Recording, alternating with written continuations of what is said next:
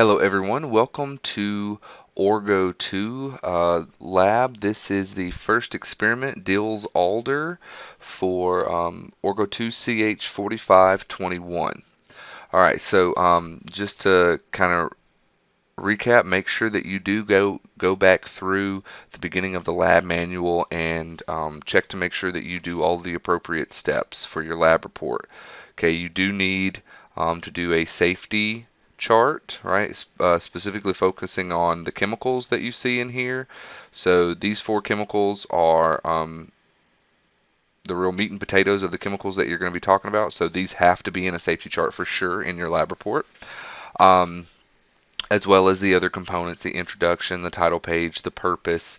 All right, like I said, that's in the beginning of the manual, so make sure you go through that again or check the video that briefly discusses it. All right, so for this reaction, we are doing a Diels-Alder reaction, and it produces rings. All right, and so a lot of what we see, we can always classify our reactants in a Diels-Alder reaction as a diene and a dienophile. All right, so a diene, as the name would suggest, when you see di, that means two. And we know from Orgo 1, ene, means that we have an alkene. So we have two alkene functional groups. And so if you look of these two options for reactants, right, this is the only one that has two carbon-carbon double bonds. So this is our diene. And then this guy with just our one double bond loves the diene. It wants to react with it, right, and become one, right, because there can be only one. Sorry, Highlander reference that no one probably gets. Anyway, so it loves the diene, so it's called a dienophile, right? So dienophile. And so you notice here we started with two structures that were not cyclic, and yet it created a ring. So it does create a ring-like structure. And specifically, this is called a 1,4 cycloaddition reaction. And so if you pay attention to the numbering here, 1, 2, 3, 4, 5, and 6 in our product, right? This carbon number 1 was that carbon number 1. So you notice how carbon number 1 here only had one carbon connection, but now it has an extra one with 6, and 4 has an extra one with 5. So the carbons were added at the 1 and 4 positions. So that's what's called a 1,4 cycloaddition. All right. One of the other things to kind of pay attention to here is if you look at this diene, it is not drawn this way by coincidence, where it kind of looks like a bowl or kind of like a lopsided boat or something like that.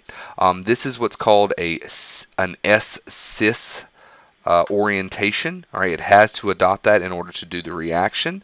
The other possibility would have been an S-trans. Okay, and we'll see that in a second.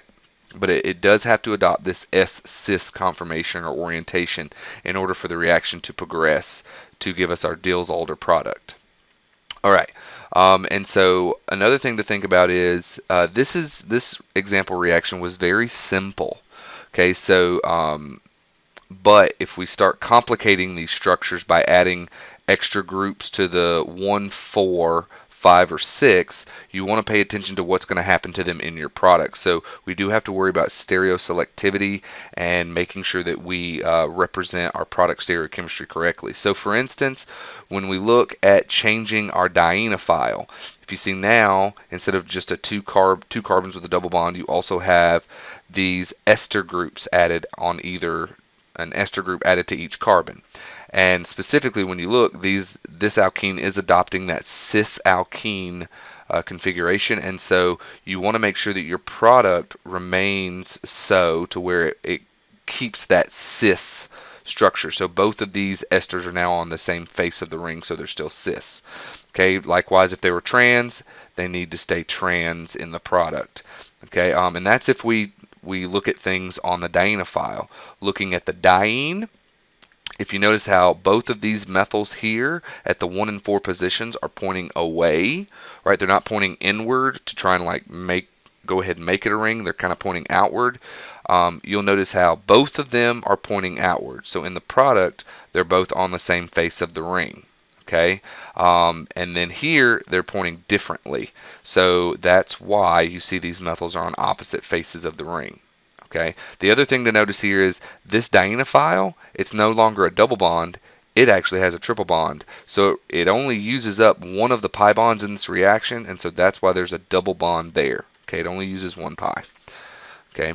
Now for what you're going to be doing today, in this reaction, first things first, you're going to take sulfolene, which degrades with a little bit of heat. It degrades into your diene, so this 1,3-butadiene. And once you have that, it can then react with our dienophile maleic anhydride to produce our Diels Alder product here. Okay, so and that's why if you notice in your procedure, you first weigh out sulfolene, then you weigh out your maleic anhydride. So, in essence, this sulfolene right here, this guy is our diene source upon degradation. Okay, so just keep that in mind. And then also you'll see some information about waste disposal. Very good to know about your waste disposal. I do recommend that you go and look over it. And then another thing that I kind of want to bring to your attention, it says to calculate the percent yield, the theoretical yield and the percent yield. And so we're actually going to talk about that because it could have been a long time for some of you. You did a lot of percent yield and theoretical yield calculations in Chem 1 of freshman year, but not necessarily Chem 2. But also sometimes I know a lot of students who are taking Orgo, they've actually had like a year in between, or even if you're transferring, you might have taken Orgo 1 somewhere else, and then it's been a year and you've kind of forgotten how all of this works. So anyway, gonna kind of swap it over to my dot cam here so that you can see what we're talking about. So yet again, kind of going back over just a little bit here. When we look at our Diels Alder reaction, you do have a diene, you have a dienophile. All right, and so it is called a 1,4 cycloaddition because in our mechanism, if we look at our diene first, one of those pi bonds attacks a carbon of the dienophile, all right, which forces this pi bond here to move, because if we don't move it, we're trying to give 5 bonds to that carbon, so the pi bond's going to move, attack carbon number 4, which then forces this pi bond to move, which it can flop up here now because this pi bond's already gone, so that carbon was left electron deficient. Okay, so you have this concerted paracyclic reaction, all three of these things happening at once to give you your product, all right, your 1,4 cycloaddition product. All right, and so you notice here you had 1, 2, 3 pi bonds, but now you only have 1. Okay, so you consume 2 of the pi bonds in this reaction. Now I wanted to kind of show you this because in the post lab it does actually show you ring-like structures as one or both of the reactants. So here again we have our diene, right? 2 pi bonds, 2 double bonds, and here you have your dienophile. All right, and so we're following the same basic mechanism here, right? Pi bond attacks this carbon with this carbon of the dienophile with a pi bond, which forces this one to move and attack over here, and then push that pi bond up because that carbon, yet again, because this one left, that carbon's now electron deficient. And so if you notice in my numbering, 1, 2, 3, 4, 5, and 6, if you notice over here in my product, when I show you the 1, 2, 3, and 4, the pi bonds now between, I have consumed 2 of my pi bonds, right, and I only have 1 left, and it's between 2 and 3. And if you notice what I did here with carbons 5 and 6, I kind of pushed them up. So they're actually, so if this is the ring, 5 and 6 are kind of pointing up at you like, hello. Ooh, look, it's like 3D. All right, so 5 and 6 are going to be pointing up at you, and 1 and 4, one has now got a connection with carbon number 7, as you see here. Carbon number 4 has gotten a connection with carbon number 8. Okay, and so this is just trying to help you kind of understand what's going on here. And this product is a bicyclostructure, and the last time you would have saw those was early on in Orgo 1, Organic 1. In lecture, we don't really cover anything like that in lab, and even then we kind of gloss over it very quickly. But this should look familiar, especially if you've taken Orgo 1 here at Mississippi State. Okay, so that's kind of like explaining simply the reaction mechanism. All right, now yet again, it showed you in the manual these two specific reactions, but I wanted to kind of take a little extra step here in looking at them. All right, so we said if your dienophile has a certain stereochemistry, you want to retain it, right? So here it was cis, okay? The two esters were cis to begin with, and then over here they're still cis, right? We retain that stereochemistry. In the manual, it gives you this as the correct answer with them wedged, and this technically is the most correct answer. I'm going to say the most correct, like it's relative. But anyway, this one is deemed to be absolutely correct based off the homo-lumo assignments. And that's something that I don't really want to get into with lab. Lab's all about the technical skills. So, if you were to say this or this, right, I would say you're showing retention of the stereochemistry. So cis and cis because it started cis. So we would say correct. All right, and the same thing kind of goes over here. This is another example that was shown in the lab manual, and so we talked about how if you notice how this one's pointing kind of upwards, pointing out away from the inside. This one's pointing towards the inside. That's why here they're opposite. One's pointing out at us, right? This one's pointing out at you, and then this one is pointing back behind the page. And so, but vice versa, just like what we saw up here, if you were to say this structure also, I wouldn't deem it incorrect. Okay, because either way you're showing they're opposite from one another, right? They're on opposite faces of the ring, so I would consider that correct. Okay. All right, now, lastly, I wanted to talk about these theoretical yield calculations because you kind of have two reactions. It's not just one that's going on. So we talked about how you're going to have this 3-sulfoline, and when you heat it, it's going to degrade into your 1,3-butadiene, and this is what we're going to use for our Diels-Alder reaction. All right, now you're going to measure this out, okay? You're going to weigh this out. And so when we look at this, based off this reaction, we know that 1 mole of sulfoline will produce 1 mole of our butadiene product. Okay, so knowing the mass, so if we measured out 4 grams of this is not how much you're supposed to measure out in the lab manual. So don't think you can just copy this down and put this in your lab report.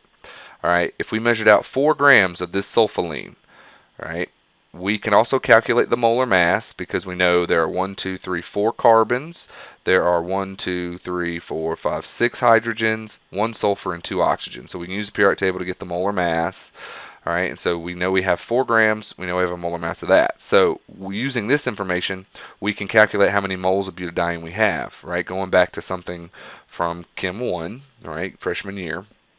We know that 4 grams of sulfoline, based off the molar mass, right, putting our mass on the bottom here, and also knowing that our reaction up here, the degradation reaction, 1 mole of sulfoline produces 1 mole of butadiene, means that we would be producing 0.03385 moles of butadiene.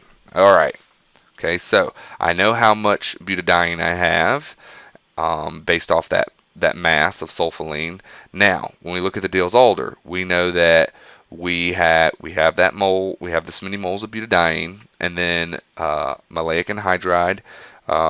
If we were to measure out 1.5 grams of it, how many moles would we have? Well, we're going to follow kind of the same basic premise, right? We know the mass, we know how much we're weighing out, we know the molar mass, right? It's got 1, 2, 3, 4 carbons, 1, 2, 3 oxygens, and 2 hydrogens.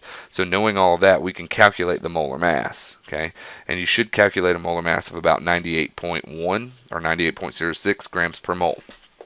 All right, and so we could easily calculate how many moles of that we have, okay, which we see if you do this calculation, you should get something like 0.015. Let me zoom in just a little bit.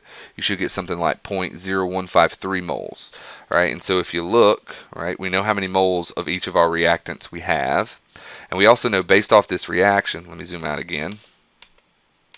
We also know based off this reaction, right, 1 mole of butadiene would produce 1 mole of product. 1 mole of maleic anhydride would produce 1 mole of product. So we know our mole ratios, right? 1 mole of reactant each would produce 1 mole of product, right? Now, when we look at that, our starting material, 0.03, 0.01, we know just from looking at the number of moles that maleic anhydride here in this scenario is our limiting reagent, right? So we know that based off this specific scenario, right? You're going to have to do calculations based off the masses in the procedure. Okay. Now, when we do the theoretical yield calculation, we're going to focus on our limiting reagent.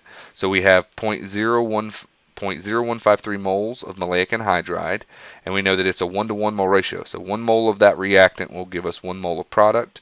We also can calculate the molar mass. So 1 mole of that product has a mass of 152 grams. So that tells us that theoretically, if we had a perfect absolute reaction, 100% conversion, based off our limiting reagent, we would produce 2.33 grams. Now, that's to give you your theoretical yield calculation, okay? Because we figured out what our limiting reagent was based off number of starting moles. All right, now, let's say we don't get 2.33 grams.